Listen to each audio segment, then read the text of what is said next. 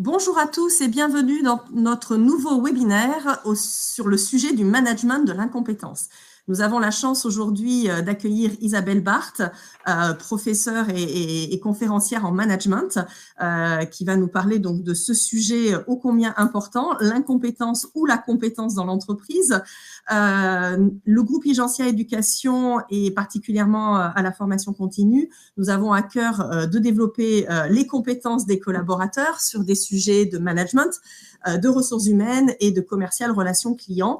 Et c'est à ce titre que l'on fait régulièrement intervenir Isabelle par rapport à ces recherches qu'elle mène au sujet du management et qui finalement concernent l'ensemble des collaborateurs de l'entreprise. Et c'est vraiment pour cette raison que l'on a souhaité qu'elle intervienne sur ce sujet, alors peut-être un peu clivant, autour du management de l'incompétence. Isabelle, c'est à toi. Eh bien, merci Élodie, merci de votre confiance. Et c'est vrai que c'est courageux de parler d'incompétence dans un monde qui ne l'aime pas beaucoup, comme on va le voir, et comme le dit le titre, manager l'incompétence, une condamnation ou un atout. Donc, écoutez, bravo à tous ceux qui sont connectés. Je sais que vous êtes très nombreux. Ce que je vous propose, c'est de développer mon propos pendant, ça sera à peu près 35 minutes, 40 minutes maximum. Et puis, j'espère qu'il y aura beaucoup de questions que je vous propose de mettre dans le chat. Et Élodie se chargera de modérer, de prendre la parole pour vous, de façon à ce que je puisse essayer de répondre à quelques questions. Donc, manager l'incompétence, une condamnation ou un atout, point d'interrogation. Mais je vais vous dire tout de suite que je vais essayer en tout cas de vous démontrer que c'est malheureusement une condamnation, mais heureusement, ça peut être un atout. Alors quand je dis heureusement, on va voir que c'est assez ambigu, mais si on ne démarre pas très bien, vous verrez qu'à la fin de l'histoire est beaucoup plus gaie. Alors, on va donc d'abord se dire que cette question de l'incompétence, c'est ce qu'on appelle en gestion et en recherche un objet. C'est un objet qui est complexe, il y a plein de choses derrière le mot incompétence, et qui est en tension. Alors, j'ai relevé 5 tensions. Alors, les tensions, c'est une chose et son contraire.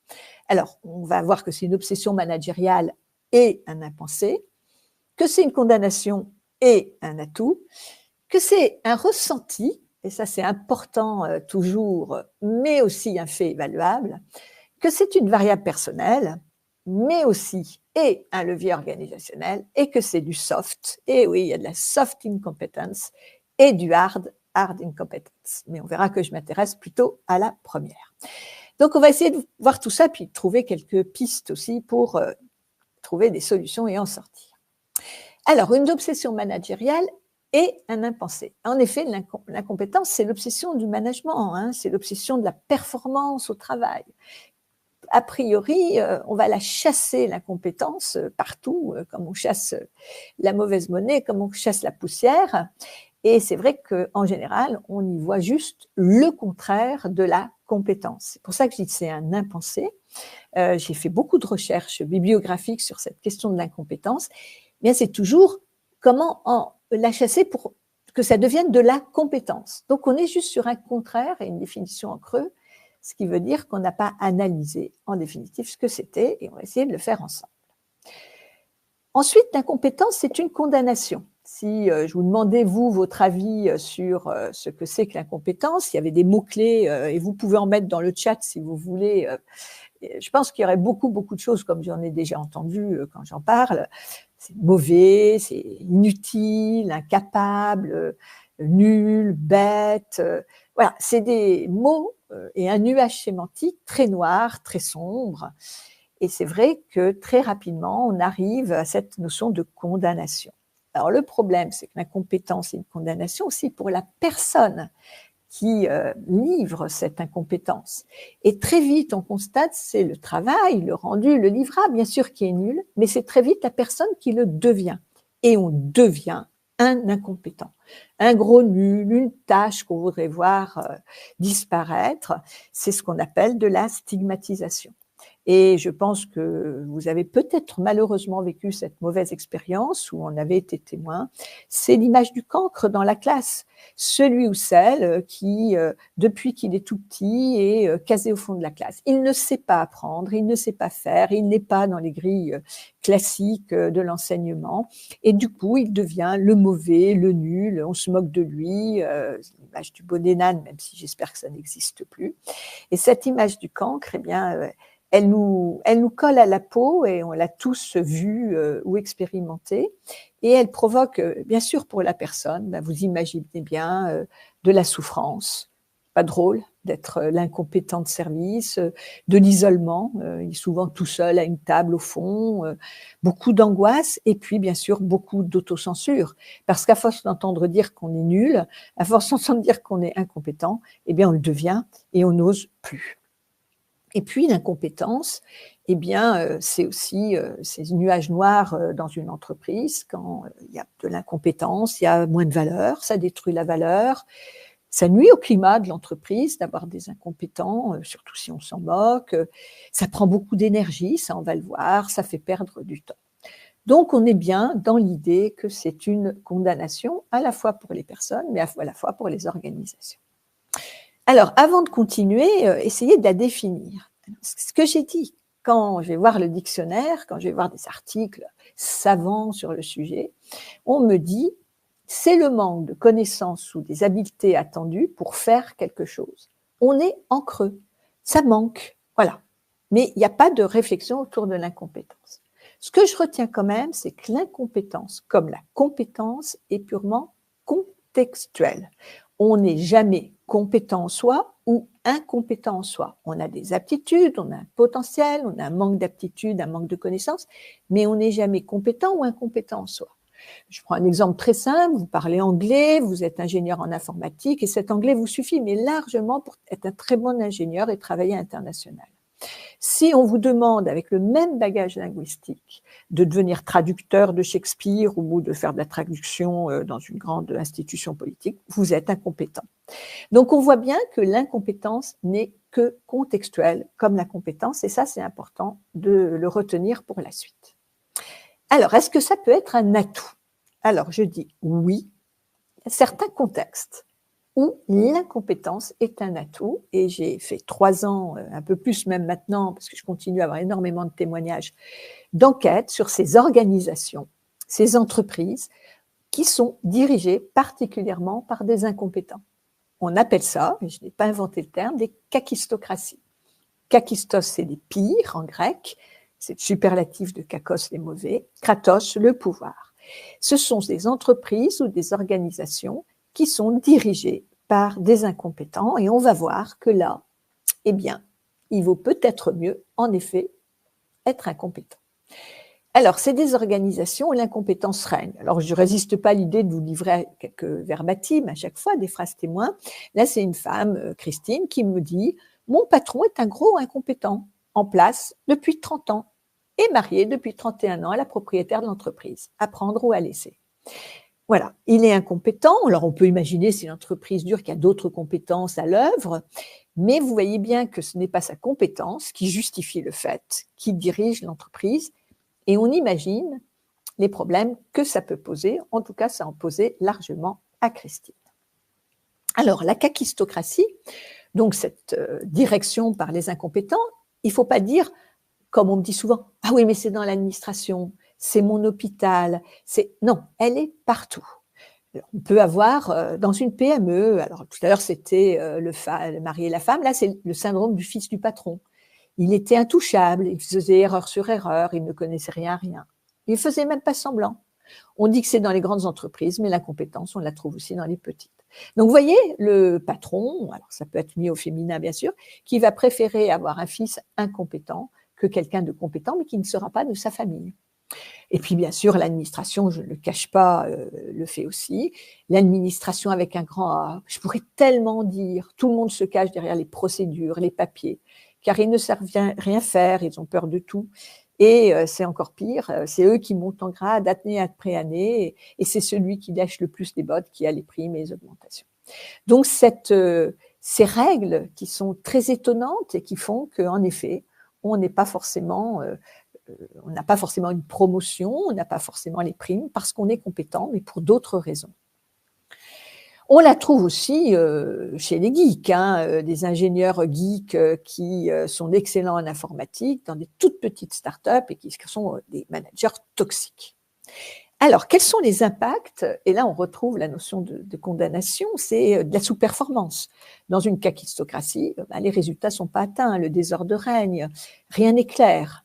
Les collaborateurs, et c'est surtout ça qui m'a amené à travailler sur ce sujet, sont en souffrance. Marc nous dit, j'ai travaillé des années avec un manager incompétent. Le pire, c'est qu'il ne se remettait jamais en cause. J'ai souvent monté l'info, preuve à l'appui, rien n'est à fait. Il était protégé par la direction. Du coup, on est tous partis petit à petit. C'était cause perdue. Donc, cette souffrance, elle est exprimée par de très, très, très nombreuses personnes et il y en a peut-être parmi vous qui la vivent au quotidien. C'est aussi beaucoup de perte de temps, d'énergie. Quand votre manager ne fait pas le boulot, faut faire à sa place. Voilà, on travaille et on fait le double du travail, donc on est encore plus épuisé. Et puis, c'est la honte d'aller chez un client avec un manager qui est mauvais. Là, c'est à l'hôpital, Chloé qui nous dit « J'ai mal au ventre quand j'entends comment certains internes parlent aux patients ou à leur famille. » Alors, ils sont peut-être très bons techniquement, mais ils sont nuls dans la relation personnelle, ils ne savent pas leur parler, ils sont abrupts. Et alors, on voit bien là apparaître l'incompétence métier, l'incompétence plus relationnelle, et j'y reviendrai. Et puis, un sentiment d'injustice. On a travaillé dur pour arriver au poste occupé, et puis on voit un incompétent qui rejoint le haut de la pyramide, et ça peut être insupportable. Ça fait 12 ans que je suis dans le même service, j'ai essayé d'obtenir des promotions, j'ai fait des demandes, je suis allée en formation, et chaque fois, c'est quelqu'un d'autre qui a eu la place, sans explication, n'est même pas bon, c'est dur à vivre. Ça, j'ai eu beaucoup de témoignages. En fait, ce que j'ai appelé la trappe de la compétence. C'est-à-dire que si on vous dit « Oh là là, je ne peux pas te passer de toi dans le service, grâce à toi, le service tourne », eh bien, attention, on va essayer de vous garder parce qu'on a trop besoin de vous. Et en effet, ce n'est pas forcément vous qui aurez les évolutions de carrière. Un autre impact, c'est le sentiment d'irresponsabilité. Alors, j'ai jamais vu quelqu'un qui me disait je suis à cette place malgré mon incompétence parce que j'ai le bras long, j'ai été promu en étant incompétent et j'ai pas de compte à rendre. On s'en vante pas. Ça pourrait être une provocation, un défi. J'ai pas eu cette chance. Peut-être qu'il y a des coming out de l'incompétence, mais il y a un grand sentiment d'irresponsabilité, comme on l'a vu. On n'a pas le sentiment d'être incompétent, et il y a même toute une théorie là-dessus, la surconfiance. J'ai tellement confiance en moi que je suis persuadée que je mérite tout, et je ne suis en effet pas du tout consciente de mon incompétence. Alors, avec l'incompétence, des vies peuvent être mises en danger. Alors, on y reviendra aussi très rapidement, mais il y a ce qu'on appelle les skilled incompetencies, c'est-à-dire les compétences qualifiées. En médecine, par exemple, on est tellement qualifié, tellement expert, eh bien qu'on va se tromper de diagnostic, mais on ne va jamais se remettre en cause. Et on va peut-être amener la personne à ne pas être soignée correctement. On connaît ce phénomène, par exemple, pour les pilotes de ligne dans l'aviation. C'est aussi une absence de transparence complète. On va camoufler beaucoup de choses. Parce qu'évidemment, on a peut-être quand même conscience qu'il y a des choses qui ne sont pas très normales quand on est incompétent. Et donc, c'est en général des managers qui vont multiplier les réunions. Vous voyez, la réunionnite, c'est un signe d'incompétence. Qui vont multiplier les mails avec plein de gens en copie, qui vont brasser des mémos, avoir plein de projets. Le camouflage fait partie de l'incompétence managériale. Et puis surtout, une perte de sens complète. On a eu une réforme de notre statut et notre mission, c'est la 3e en 3 ans, tout doit être revu, tout. Du coup, les textes sont flous, c'est une logo réécrite, on doit expliquer cela à nos équipes, des choses qu'on ne comprend même pas nous-mêmes. Et c'est une perte de sens parce que, en effet, pour ce camouflage, parce qu'on n'est pas capable d'énoncer clairement ce qu'on a à faire, par exemple, en projet, eh bien, on va surmultiplier les termes techniques, les choses difficiles, parce que ça rendra peut-être aussi les personnes incompétentes, puisqu'elles ne comprendront rien. Et puis, donc, c'est une mine de coûts. Alors, ce n'est pas forcément des coûts répertoriés, mais c'est ce qu'on appelle des coûts cachés. On refait les choses, on régule des dysfonctionnements, on prend une énergie folle à compenser. Le cas du chantier de l'EPR de Flamanville par Folz est extrêmement intéressant à ce niveau-là, où il met en avant des incompétences systémiques et qui montrent les millions d'euros que ça a pu coûter et le retard phénoménal du chantier. Et puis, les deux impacts pour moi les plus importants, c'est que la perte de confiance. Comment peut-on avoir confiance dans des personnes incompétentes? On n'a pas confiance en elles, et quand on n'a pas confiance dans son manager et peut-être ses collègues, on perd confiance en soi. Et on rentre dans un cercle de perte de confiance qui est absolument intolérable. Et puis, tous les repères sont bousculés dans la kakistocratie. Ce qui m'a miné, c'est quand j'ai compris que la promotion n'avait rien à voir avec le mérite. Au contraire, plus tu étais nul, plus tu avais des chances de grimper les échelons. Au début, je ne comprenais pas. Ensuite, j'ai protesté. Mais on m'a bien fait comprendre que mes interventions n'étaient pas bienvenues. Je me suis complètement isolée. Parce qu'en effet, depuis que vous êtes tout petit, on vous dit « travaille bien à l'école ». On vous dit « aie les bons diplômes ».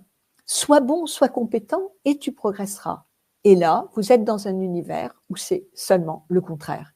Donc, cette perte de contrôle, cette perte de repère vous met forcément en souffrance. Alors, pour qu'on avance de façon concrète, je vais examiner avec vous 4 situations. Alors, je ne vais pas les examiner avec la même densité pour des raisons que les clés vont arriver assez vite. Je suis incompétent. Comment je me conduis? Je suis dirigé par des incompétents. J'en ai un peu parlé avec la kakistocratie. Je manage des incompétents et je suis entouré d'incompétents.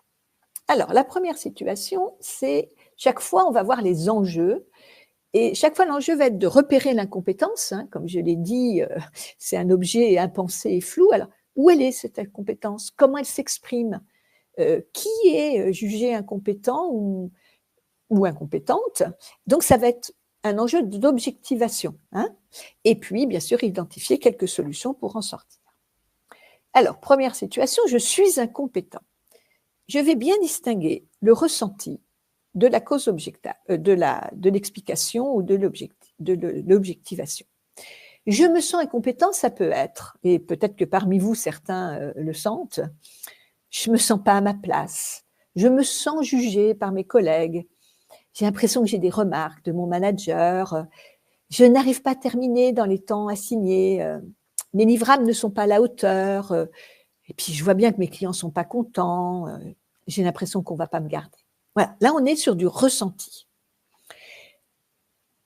Si on essaie d'objectiver, on m'évalue comme incompétent. Alors là, c'est est-ce que j'ai des remarques de mon manager et de mes collègues dans un entretien un petit peu plus formel, par exemple.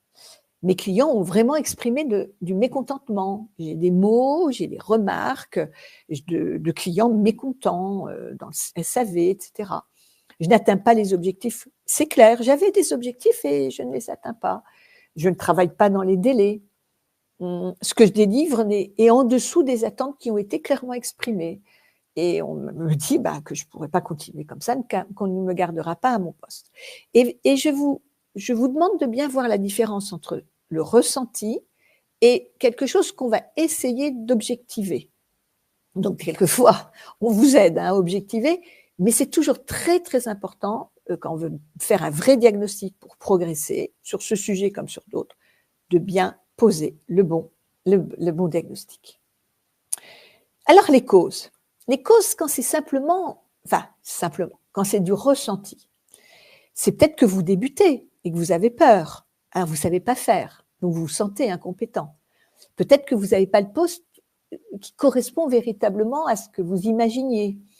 Vous ne maîtrisez pas encore les process ou les méthodes. Vous n'avez pas le temps nécessaire parce que vous avez peut-être un peu plus lent, peut-être que vous ne maîtrisez justement pas bien pour faire le travail, vous n'avez pas les bons outils. Vous avez le syndrome de l'imposteur. Le syndrome de l'imposteur, c'est c'est pas moi. Oui, on m'a recruté, mais je le mérite pas. Vous êtes peut-être trop exigeant avec vous-même. Ça, c'est assez courant. On s'estime incompétent, mais on est trop exigeant et on attend trop de soi-même. On comprend pas ce qu'on attend de nous. Oui, j'ai dit oui, mais j'ai pas compris. Ou on s'entend mal, tout simplement, avec ses collègues, ce qui relève d'un autre domaine, qui relève de la relation et de l'affectif. Alors, par contre, des causes objectives, peut-être que vous avez été mal recruté, dans le sens où il n'y a pas de vraie adéquation entre vos compétences et le poste de travail. Peut-être qu'on ne vous a pas formé. Allez, tu prends le poste et on présume que tu sais faire, mais vous n'avez pas eu la formation. Peut-être que les objectifs n'existent pas ou ont été mal formulés. Peut-être que vous êtes dans un environnement particulièrement toxique. Peut-être que les exigences qu'on a de vous sont véritablement hors cadre par rapport à ce que vous pouvez raisonnablement faire, qu'il y a une surcharge de travail, que les délais sont irréalistes, que les outils sont véritablement inadéquats. Et là aussi, essayez d'objectiver de façon à pouvoir avancer et non pas rester sur quelque chose qui va rester flou et qui va rester du ressentiment, de la colère et du domaine de l'émotion, ce qui ne va pas vous aider à rentrer dans un dialogue constructif. Donc, je vous propose de regarder cette petite matrice pour en sortir. Elle est toute simple. Je me sens incompétent ou véritablement j'analyse qu'il y a vraiment un problème avec ma compétence qui me paraît ou qui m'est évaluée comme défaillante ou insuffisante. Alors, est-ce que je peux faire ou est-ce que je ne peux pas faire? Et est-ce que je veux faire ou est-ce que je ne veux pas faire? Et là, il y a 4 solutions pour en sortir. La communication, l'adéquation, l'alignement, l'exit. Je veux et je peux. Là, il y a certainement un problème de communication. Vous avez les compétences, vous voulez faire, et pourtant, eh bien, vous avez ce sentiment où on vous évalue comme incompétent. Il faut provoquer un dialogue avec votre manager, peut-être en parler aussi avec des collègues avant, et essayer d'expliquer, mais pourquoi ce sentiment, pourquoi cette évaluation, alors que objectivement, je reviens sur l'objectif, vous savez faire, vous pouvez faire, et vous avez la volonté de faire. Ça, c'est la première hypothèse. La deuxième, c'est l'adéquation. Je ne sais pas faire, je ne peux pas faire, j'y arrive pas, mais je veux. Et l'adéquation, c'est qu'il y a inadéquation entre votre formation et votre poste. Les missions sont à revoir. Peut-être qu'il va falloir changer ou faire évoluer votre poste de travail. Alors, l'intitulé du poste ou vous. Il faut peut-être revoir les objectifs, vous accompagner davantage, vous avez besoin d'être accompagné, revoir les méthodes de travail, avoir plus de moyens, avoir plus de temps. Troisième hypothèse, vous pouvez, mais vous ne voulez pas. Vous ne voulez pas. Alors là, il faut provoquer une réflexion avec le manager et l'encadrement sur les valeurs. Oui, je sais faire. Je suis un bon vendeur, mais je ne veux pas vendre de façon non éthique. Je suis un bon organisateur d'événements, mais il m'est insupportable de travailler avec les déchets ou le matériel que vous me provoquez qui ont un impact environnemental catastrophique. Ça ne correspond pas à ma vision de la conciliation vie privée et vie professionnelle. Et là aussi, quelles sont les possibilités pour sortir de cette difficulté, pour retrouver un alignement entre ce que vous savez faire et ce que vous voulez faire.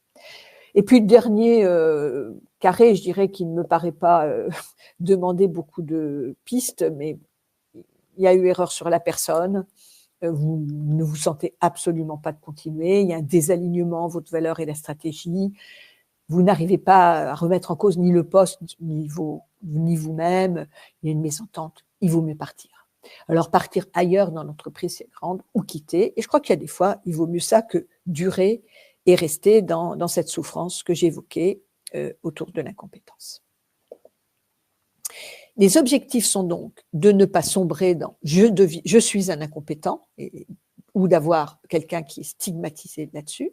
Donc de trouver sa place et sa légitimité, sa confiance en soi, et d'entrer dans ce cercle vertueux de la performance pour progresser. Et plus on est performant, plus on est compétent, plus on est compétent, plus on est performant, plus on a confiance en soi. Et vous voyez bien le cercle comme il peut être vertueux, mais comme il peut être délétère, tel que je l'ai décrit. Et puis, bien sûr, contribuer à la performance globale de l'organisation, qu'elle soit performance de qualité de vie, qualité de service, performance financière, économique. Vous êtes là, c'est le travail pour contribuer aussi à la performance de votre organisation. Donc, on a bien compris, avec mes 4 petits carrés, que la condition, c'est le dialogue. Mais il n'est pas souvent facile. Et pour ça, il faut du courage. Il faut quelqu'un qui accepte aussi d'aller vers vous. Et souvent, il y a deux alternatives qu'on prend dans les situations évoquées. Et la première, et je vous dis tout de suite, ce n'est pas les bonnes, la première, c'est l'affrontement. On se met en colère, on menace de partir, on dénonce, avec tout le triste dessin du lanceur d'alerte, qui est souvent stigmatisé et mis de côté, mais je ne peux pas rentrer trop longtemps là-dedans. Donc, on va appeler l'affrontement. Et là, malheureusement, ce n'est pas une solution. Et puis, la fuite. Et là, je peux vous dire qu'il y a beaucoup de personnes qui sont parmi vos collaborateurs, parmi vos collègues et peut-être parmi vous, qui sont dans ces conditions de ressenti d'incompétence ou en inadéquation avec leur organisation. Et alors, c'est de l'absentéisme et c'est du désengagement. C'est ce qu'appellent les anglo-saxons du quiet quitting. C'est-à-dire, je suis là, mais je fais le minimum, je fais vraiment le minimum et je ne m'engage pas, je ne contribue pas à la performance de l'organisation. Alors, si le dialogue n'est pas possible, eh bien, on entre dans la deuxième hypothèse, c'est que mon manager est incompétent. Alors, j'ai dit, il y a du hard et du soft dans l'incompétence. Il peut être incompétent métier, c'est un mauvais ingénieur, il ne sait pas, il ne connaît pas l'activité, il ne connaît pas le process de distribution, il ne connaît pas ce logiciel informatique. Là, je dirais, je ne vais pas rentrer là-dedans parce que ça existe, c'est un vrai problème, mais c'est un problème en général qu'on sait traiter, qui est visible et on sait y remédier. Moi, je vais simplement, comme on a peu de temps, pointer, et c'est celle qui produit le plus de dégâts, l'incompétence soft, c'est-à-dire relationnelle et comportementale, c'est l'incompétence managériale. Alors, le dialogue n'est pas possible parce qu'il y a incompétence managériale. Et alors là, les incompétents managériaux, il y en a plein. J'ai écrit un autre bouquin qui s'appelle « Le management est mort, vive le management » où je fais des portraits de managers incompétents. Alors, vous avez celui qui est complètement insouciant, qui vous embarque dans des projets qui coûtent une fortune, qui font prendre un temps fou, et puis il n'y a rien au bout. Vous avez le manager mouette, seagull manager, qui sort de son bureau, qui se met à hurler sur tout le monde, alors qu'il s'est occupé de rien, et puis qui retourne dans son bureau en claquant la porte. Vous savez, celui qui vous infantilise, celui qui vous prend, qui vous fait des remarques blessantes. Voilà. Vous avez celui qui joue le chouchou, qui licencie, qui manipule les gens. Énormément de managements qui sont très malveillants. Alors, je ne pars pas de l'hypothèse que ce sont des managers qui se lèvent le matin en voulant pourrir la vie de leurs collaborateurs. Je parle de managers justement incompétents, au sens où ils n'ont pas la compétence managériale. Management est un vrai métier avec des vraies compétences. Alors, vous êtes managé par un incompétent. Je pars de vous. Eh bien, je vais aller plus vite. C'est pareil. Est-ce que c'est, quand je dis il est vraiment incompétent, est-ce que c'est simplement parce qu'il ne fait pas comme moi ou comme j'aimerais qu'il fasse, que je ne l'aime pas, qu'il est nouveau, il n'a pas eu le temps de s'y mettre, que sa tête ne me revient pas? Là aussi, sortons du ressenti. Et objectivement, est-ce que je peux dire qu'il y a ces opérations de camouflage, le fameux CIA, cover your ass, couvrez vos arrières, où il va nous faire perdre tous un temps flou parce qu'il ne sait pas faire, les coups cachés dont j'ai parlé. Concrètement, il y a un turnover et un absentéisme total, le climat est pourri, il y a quelqu'un qui est en dépression, enfin, etc. Et là, posez-vous bien la question parce que c'est quand même pas la même chose. Les causes. Alors, les causes d'un management incompétent, il y en a deux qui sont très connues. Le principe de Peter, des 70, Peter nous parle du seuil d'incompétence et nous décrit qu'en fait, dans la carrière, on a toujours un moment, quand on progresse, surtout dans les fonctions de management, où on est incompétent. Et c'est vrai que beaucoup de gens acceptent des postes qui sont trop grands pour eux. Ils acceptent cette promotion, ce dernier échelon qui va leur permettre d'avoir plus d'argent, plus de pouvoir, mais ils ne sont pas assez compétents, ils n'osent pas le dire, et une fois qu'ils sont en place, ils n'ont pas trop envie de redescendre de l'échelle. Un autre principe, qui est celui de Dilbert, qui rejoint la trappe de la compétence, qui est l'humoriste américain Scott Adams, qui dit les gens les plus incompétents sont systématiquement affectés au poste où ils risquent de causer le moins de dégâts, ceux des managers. Alors, je ne suis entièrement pas d'accord avec lui, parce que c'est là où on cause le plus de dégâts. Je vois Élodie qui acquiesce. Mais si vous voulez, c'est un peu ça. On surcharge les gens et on les garde quand ils sont bons, et puis on laisse partir les mauvais. Au moins, ils iront exercer leur incompétence ailleurs. Alors, ça, c'est des causes. Mais il y en a d'autres. Dans mon livre, je l'ai décrit. Alors, il y a la peur de la compétence. je suis incompétent, je vais quand même pas embaucher des compétents. J'ai peur d'eux, parce qu'évidemment, ils vont montrer que je suis incompétent, et ils vont prendre ma place. Il y a la confusion entre connaissance et compétence. Ça, c'est le grand classique des concours et des diplômes. On va recruter quelqu'un sur la base de connaissances, de concours. Ça ne veut pas dire qu'il va être compétent en situation. Et puis une confusion aussi entre apparence et compétence.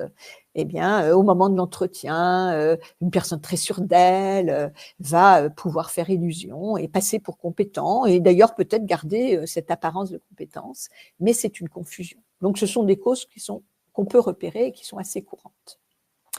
Et puis, l'entreprise fabrique de l'incompétence. Ça, c'est Frédéric Yves Livian qui en a parlé en 2009. Passer son temps à faire changer les gens de place, ils n'ont pas le temps d'être compétents. Allez, hop, on rip, sous prétexte d'agilité, de mobilité, de nouveau. On n'a pas le temps d'être compétent. On devient l'incompétent de service. Le développement des procédures à tout prix qui vont déresponsabiliser. Vous suivez la procédure, vous suivez le script. Plus aucune initiative, plus aucune créativité.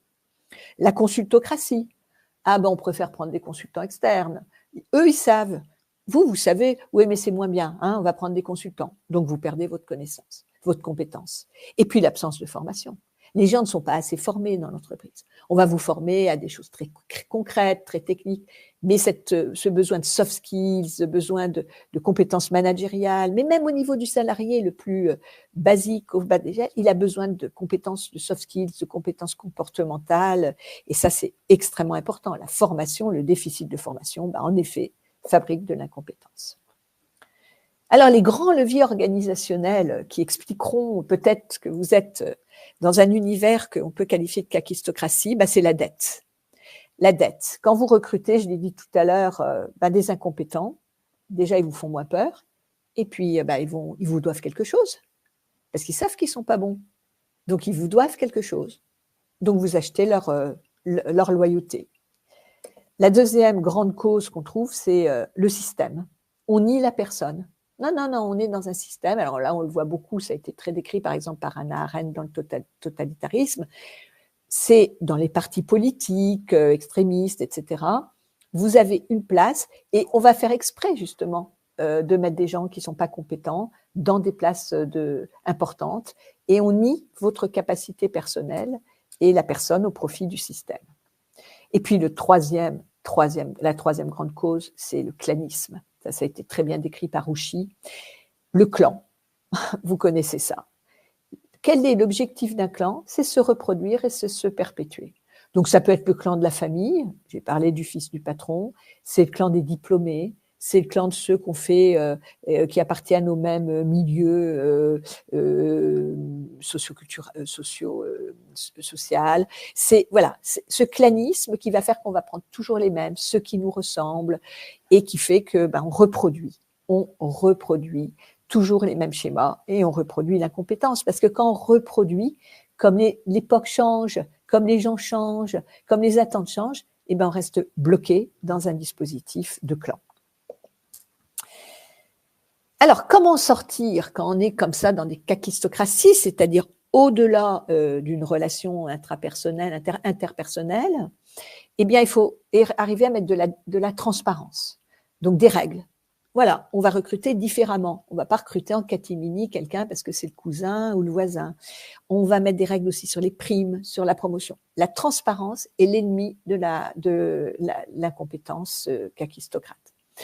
La formation. On va former aussi, et beaucoup, Ingencia, on sait quelque chose sur les compétences managériales, mais aussi beaucoup, et je sais que vous le faites, Élodie, les compétences personnelles, les compétences relationnelles, parce que ça commence par ça. Quand on a de la trouille, quand on a peur, on est un mauvais manager, parce qu'on n'est pas formé. Il y a quelque chose qui permet aussi, c'est le name and shame. Alors, les lanceurs d'alerte à titre personnel, c'est dur, mais les réseaux sociaux peuvent être là pour nous aider. On nomme et on fait honte. Et il y a de plus en plus maintenant de capacité à connaître une entreprise sur certains sites et de connaître son fonctionnement. Et si ça, le clanisme règne, le clientélisme, etc., peut-être à éviter. Et puis, un petit clin d'œil, le recrutement des femmes. Alors, statistiquement, depuis des décennies, maintenant les femmes ont droit à être à des postes de pouvoir. On sait qu'elles ont un rapport différent à la compétence que les hommes. Elles ne se sentent pas pleinement légitimes. Elles ont besoin d'être compétentes pour accepter des postes, des promotions. Donc, de façon statistique, et il n'y a pas que moi, en tant que femme, qui le dit, recruter des femmes est une façon d'avoir aussi plus de compétences à la tête d'une organisation ou d'une entreprise. Troisième situation, vous managez des incompétents. Vous vous sentez pleinement compétent en tant que manager, mais vous avez des incompétents. Alors, je vais aller très vite, hein. Objectiver. C'est un peu le contraire de ce qu'on a dit, hein. L'action de manager, c'est une interaction entre manager et manager, hein. Donc, objectivez, évaluez et surtout, ayez le courage de dire les choses. Parce que vous êtes mécontent de la personne, elle n'est pas compétente, mais en entretien, en tête-à-tête, au moment de la fameuse évaluation, ou parce qu'il faudrait le convoquer, vous fuyez. Le courage fait partie de la compétence managériale. Donc, pour manager des incompétents, il faut déjà leur dire, leur prouver de façon très objective. Et puis, il faut peut-être changer, du coup, votre management, donc être plus courageux, mieux donner du sens, encourager les personnes plutôt que de les stigmatiser, créer ce qu'on appelle de la sécurité psychologique, c'est-à-dire leur donner un certain droit à l'erreur sans tout de suite dire « mais t'es nul, tu t'es planté, t'es nul » et apprendre à compter les uns sur les autres. C'est-à-dire, on s'entraide. Voilà, et je terminerai par ça qui est très important, c'est savoir aussi qu'on a ces zones d'incompétence. Donc, l'idée, c'est pour ça que je parle d'un atout en dehors de l'atout malfaisant de la kakistocratie, c'est qu'on peut regarder l'incompétence autrement. Alors pour ça, il faut décloisonner, sortir des silos. Oh, je m'estime très, très, très, très compétent. Mais quand je vais dans d'autres services ou d'autres entreprises, c'est à relativiser. Il faut recontextualiser. Il faut bien dire, cette personne est incompétente dans un contexte donné. Donc, je vais peut-être la remettre dans une zone de compétence, avec les moyens qu'on a évoqués. Et puis, faire de l'incompétence un point de départ de l'innovation. C'est ça qui est formidable, c'est que des gens qui sont incompétents, c'est des fois, ils n'ont pas appris de la même façon. Ils n'ont pas le même chemin pour raisonner. Je vous parlais du cancre au fond de la classe. Ben, peut-être que le cancre au fond de la classe, il a d'autres chemins qui ne sont pas ceux qu'utilise le prof. Et il va peut-être trouver des solutions qui sont innovantes. Donc, être à l'écoute de ce qu'on va être appelé de l'incompétence peut être un départ d'innovation. Et pour tout ça, ben, je l'ai dit, il faut instaurer une sécurité psychologique pour susciter de l'engagement. Et voilà, le bon manager, mais aussi le bon père, la bonne mère, le bon prof, hein, on est dans les mêmes zones. Voilà, tu étais vu comme incompétent, tu te voyais comme incompétent, mais tu as réussi à le faire, même si c'est une petite chose. Et l'approche des petites victoires, elle est très adaptée pour renverser une kakistocratie ou pour revenir sur ce sentiment d'incompétence. Donc, regarder l'incompétence autrement, c'est au lieu de dire la compétence versus la compétence, le noir et le blanc, c'est regarder un anneau de Möbius. Vous voyez, je vous en ai mis un, là, on tourne, et ce qui était l'endroit devient l'envers, parce qu'en fait, on a toujours des zones d'incompétence. Vous m'écoutez, là, vous êtes sûr de votre super compétence, réfléchissez, vous avez des zones d'incompétence. Et vous vous considérez comme un incompétent notoire, non, vous avez des zones de compétence. Et il faut toujours réfléchir comme ça. On a toujours une compétence dans son incompétence et vice-versa. Alors, c'est vrai que regarder l'incompétence différemment, c'est aussi de se dire qu'on est toujours incompétent dans un domaine. Les profs qui disent le niveau baisse, les élèves sont de plus en plus nuls. Oui, ça fait 20 ans qu'il enseigne la même chose, donc il est devenu hyper compétent de son domaine. Il faut qu'il aille apprendre le tango ou le macramé ou autre chose. Apprendre à redébuter quelque chose et à comprendre ce que c'est de ne pas savoir faire. On voit aussi plus facilement les manques des autres que ses propres carences. Donc, un peu d'introspection fait du bien. On dit que la réflexivité est la reine des soft skills. Enfin, moi, je le pense assez. Et se regarder faire, c'est pas mal. Et puis, donc, accepter son incomplétude et celle des autres et aller dans la collaboration. Je reprends ce verbatim que j'avais eu en commentaire de mes visios ou vidéos. Un monsieur qui nous dit « Je suis incompétent dans de nombreux domaines. Dans les hard skills, lacunes en mathématiques, orthographe, digital. Dans les soft skills, peu d'anticipation, archivage approximatif. Comme je connais mes zones d'ombre et que je reconnais totalement ma responsabilité dans du travail en collaboration, Mes managers successifs me font confiance et j'arrive à produire un travail acceptable. Évidemment, j'essaie de ne pas fournir de travail supplémentaire à mes collègues. Et si c'est le cas, je m'en excuse et je cherche à compenser en leur prenant une autre charge. Vous voyez, ce témoignage, je trouve hyper intéressant, hyper emblématique de ce que c'est de vivre sereinement dans des zones de compétence et d'incompétence, sans valoriser l'incompétence, hein, mais en l'acceptant et en faisant peut-être quelque chose. Aller vers quelqu'un en lui disant « tu peux m'aider parce que je me sens incompétent », ça peut être aussi une zone de dialogue et de confiance très importante. Alors, donc, explorer d'autres chemins vers la performance, parce qu'au bout du bout, c'est la performance qu'on cherche ensemble. Alors, une performance de qualité de vie, comme je l'ai dit, une performance du vivre ensemble, une performance économique et financière. C'est aussi ce qu'on recherche dans les entreprises, une performance vis-à-vis de son client, vis-à-vis de son patient, vis-à-vis de son élève.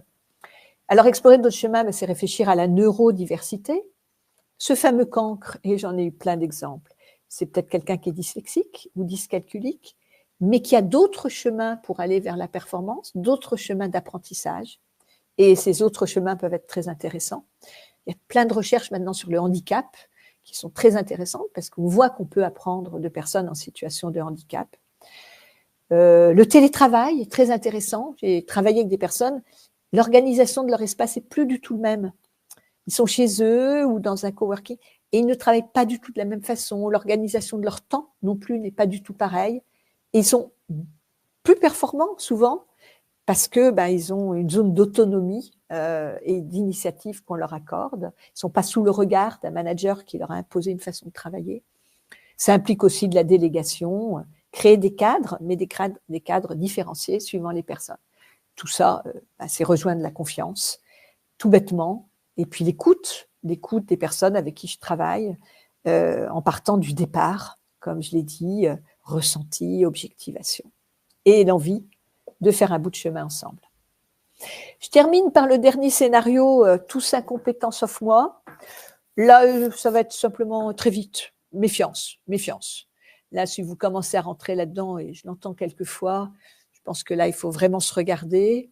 Parce que tous incompétents sauf moi, il y a peut-être un petit vice de forme et un manque de prise avec la réalité. Je pense que vous êtes quelqu'un qui ne doit pas être très, très agréable à vivre. Donc, on évite et on revient à la case départ. Je me sens incompétent ou je suis managé par un incompétent. Et on trouve quelques petites solutions pour en sortir. Voilà donc ma conclusion. Et en forme de conclusion, je reprendrai mon étiquette de chercheuse, en reprenant cette définition du chercheur ou de la chercheuse. C'est avant tout quelqu'un qui ne comprend rien au phénomène qu'il étudie, oui, mais qui sait très bien expliquer pourquoi. Donc j'espère que j'ai su vous expliquer pourquoi c'était si difficile et vous convaincre quand même qu'il y avait des belles pistes de sortie. Voilà, je vous remercie pour votre attention. Merci beaucoup Isabelle. Alors, il y a eu beaucoup de questions, de débats, de remarques par tous les participants. Ça a démarré bien sûr autour de la notion de déni que tu évoquais, sur parfois l'incompétence n'est pas consciente et c'est compliqué pour les autres. Et Cyril qui dit, mais parfois on a aussi besoin d'un compétent, le fameux candide. Et c'est vrai que dans des organisations, je pense que tu l'as dit, en fonction de… Voilà, c'est quelqu'un qui va peut-être remettre en question un certain nombre de process, de travail. Donc, il y a la place à l'incompétence dans l'organisation. Alors, je dirais, le candide, ça peut être sympa, par exemple, quelqu'un qui arrive, le fameux rapport d'étonnement. Et en effet, ça peut être aussi quelqu'un qui ne sait pas faire et qui va bricoler, alors au sens de Lévi-Strauss, des méthodes et des choses parce qu'il ne savait pas faire selon la méthode établie. Et par exemple, si cette méthode ne fonctionne pas, proposer une alternative. Après avoir un candide qui fait que ça… Oui. On n'a peut-être pas le luxe de se le payer, mais bon. Mais je le dis toujours, être à l'écoute des pourquoi, être à l'écoute des gens qui s'étonnent, c'est en effet une grande qualité managériale. Et du coup, Céline dit, l'incompétence est surtout difficile à gérer lorsque face à soi, on a une personne qui ne reconnaît aucune erreur et refuse de se remettre en question. Et donc là, on est vraiment dans la phase de déni. Et tu le disais, finalement, on est tous peut-être l'incompétent de quelqu'un ou incompétent sur un domaine, parce que sinon, on est un expert. Voilà. Et c'est cette humilité qui est importante dans une organisation. Parce que je rappelle quand même que l'entreprise, elle a un devoir de former les collaborateurs et de mettre les gens à niveau par rapport au poste qu'ils tiennent. Enfin, c'est dans le code du travail quand même. Donc, tout à fait, mais c'est pas forcément très bien fait. Je reviens sur la notion de déni. Je ferai une différence entre déni et dénégation. C'est-à-dire, déni complet, c'est celui mais qui est tellement persuadé, le surconfiant, le syndrome de Nick Kruger. Et là, vraiment, il y a en effet un déni et il faut faire sortir la personne du déni. Tous les managers ne sont pas psy, c'est compliqué. Souvent, c'est de la dénégation, c'est-à-dire, oui, je sais bien au fond de moi, mais il est hors de question de l'accepter, de le verbaliser, etc. D'où le dialogue que je propose. Et ce que tu évoquais aussi, c'est que finalement, c'est en mettant en place aussi des conditions pour accepter cette incompétence, c'est-à-dire le droit à l'erreur, avec chaque fois, bien sûr, des plans d'action pour, une fois que l'incompétence est identifiée, on accompagne le ou les collaborateurs pour cette montée en compétence et une meilleure maîtrise finalement de son poste et de fait de la performance dans l'entreprise. Alors, c'est clair qu'il faut accepter… Alors, le droit à l'erreur, souvent, hier, j'ai encore animé un séminaire. Ah oui, mais le droit à l'erreur… Non, on n'accepte pas toutes les erreurs, c'est évident. Déjà, normalement, on en fait moins quand on est bien cadré, quand on a les bons objectifs, les bons moyens, les bons plannings et qu'on a été bien recruté. Tout ça devrait…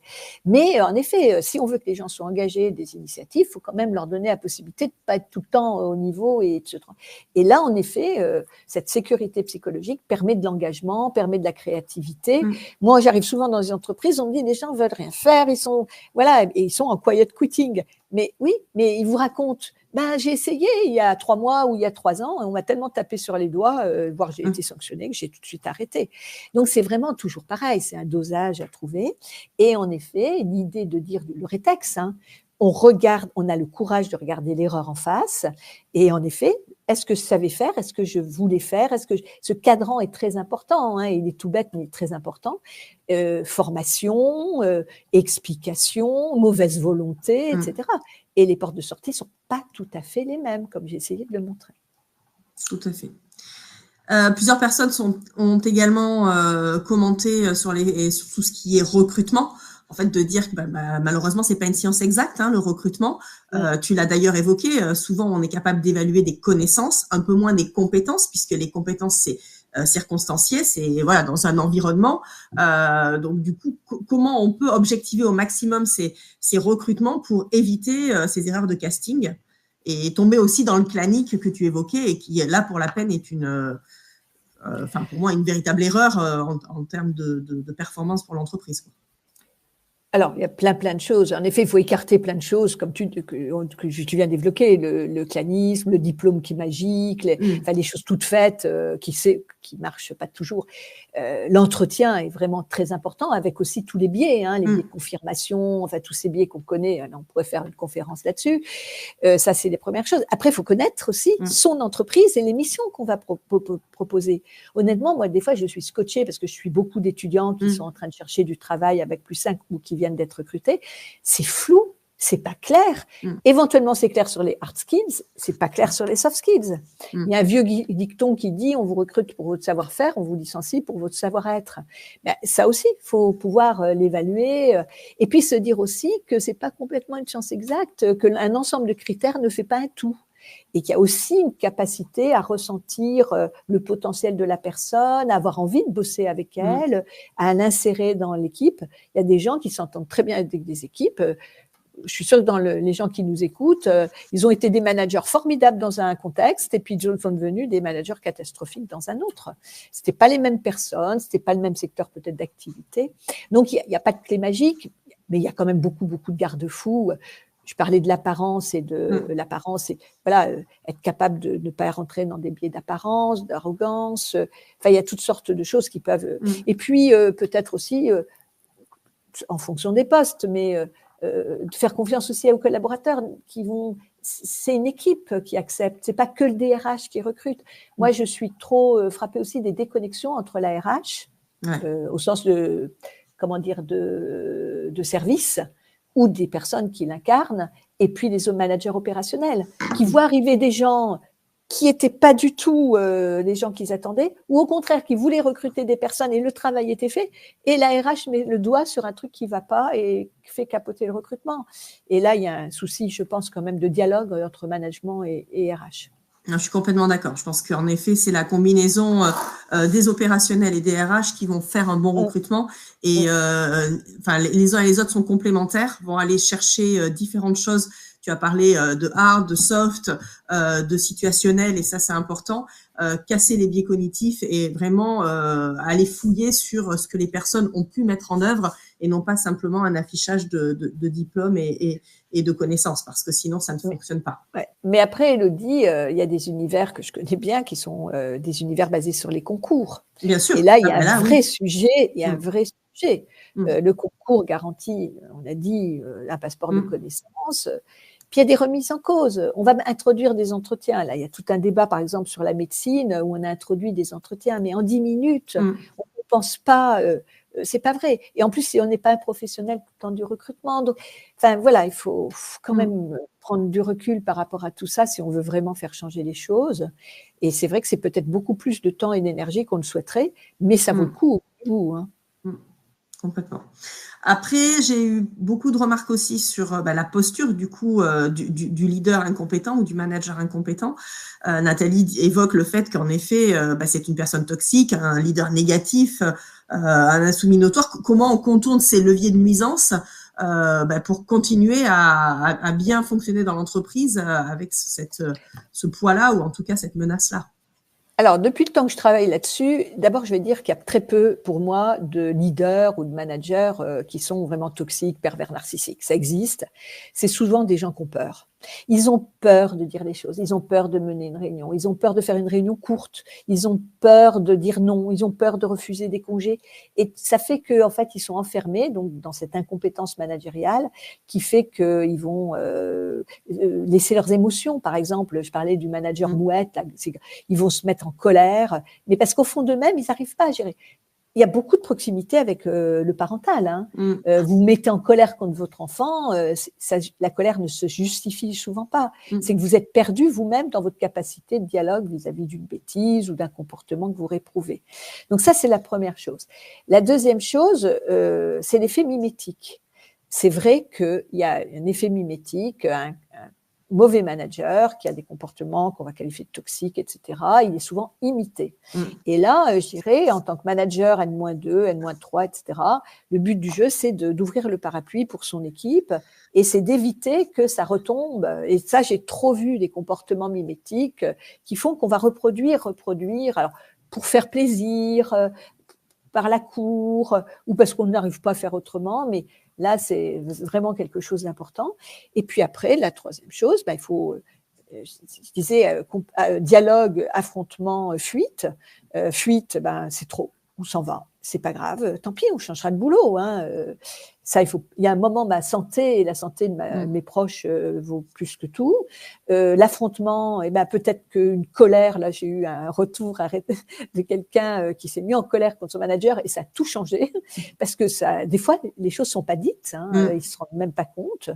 Et puis, le dialogue avec un tiers, le recours au tiers. Alors, le recours au tiers, le médecin du travail, le DRH, un consultant extérieur, voilà, avoir quelqu'un qui introduit et qui oblige le dialogue. Voilà. Et il y a des tiers dans les entreprises. C'est vrai que quelquefois, quand la compétence est trop élevée, personne ne va oser, mais les tiers existent. Oui, alors ça marche plus dans les grosses structures, en tout cas dans les entreprises de taille importante pour qu'il y ait en effet un médiateur. Dans les PME, c'est bien plus compliqué d'arriver à mobiliser un tiers.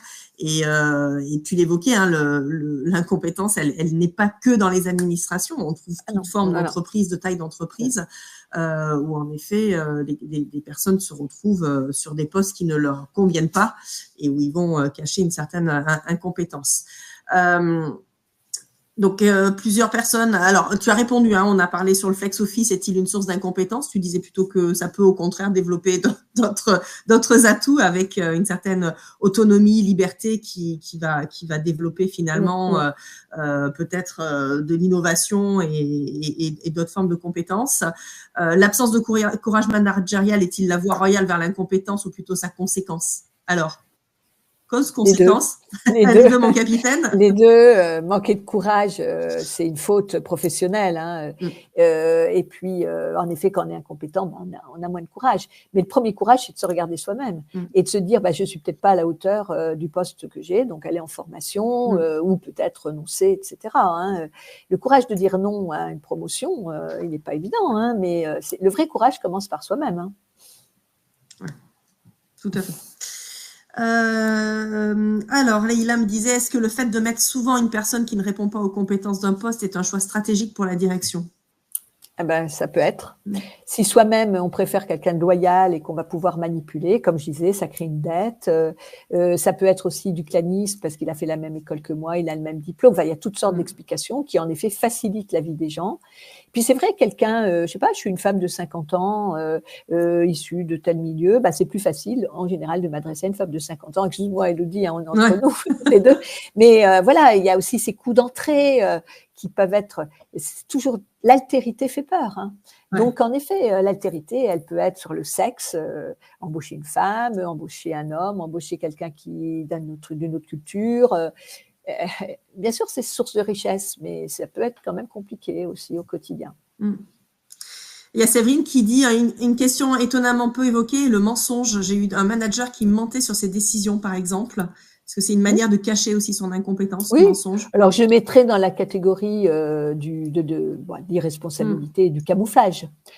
Typiquement, on ment, on camoufle. Alors, j'ai donné des exemples comme le CIA, mais oui, tout à fait. C'est vraiment un degré. Alors, il y a aussi l'oubli, c'est-à-dire celui qui oublie tout le temps, qui répond pas aux mails, qui laisse les dossiers traîner, qui prend aucune décision jamais. Là, ça aussi, ça peut être, c'est bien sûr un signe d'incompétence, hein. Mais de mensonge, bien sûr.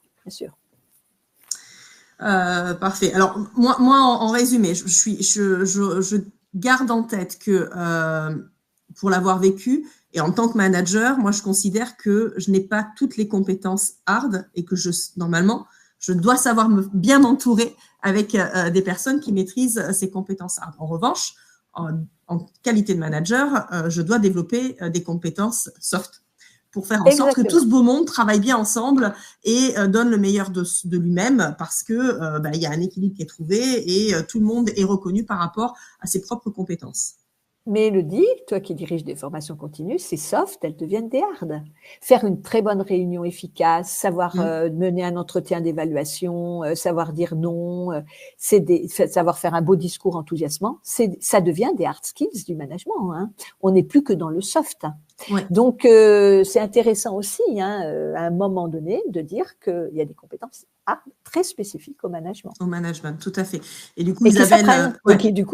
Complètement. Et Isabelle posait la question, enfin, pas toi, une autre, Isabelle du public. Est-ce que la communication non violente est enseignée dans les entreprises? Oui, bien sûr. Mais peu nous font la demande. Enfin, en tout cas, on est capable de le développer. Ah oui, vous. C'est plus des demandes individuelles de collaborateurs qui y voient un intérêt que des vraies volontés d'entreprise de mettre en œuvre ce type de compétences, en tout cas.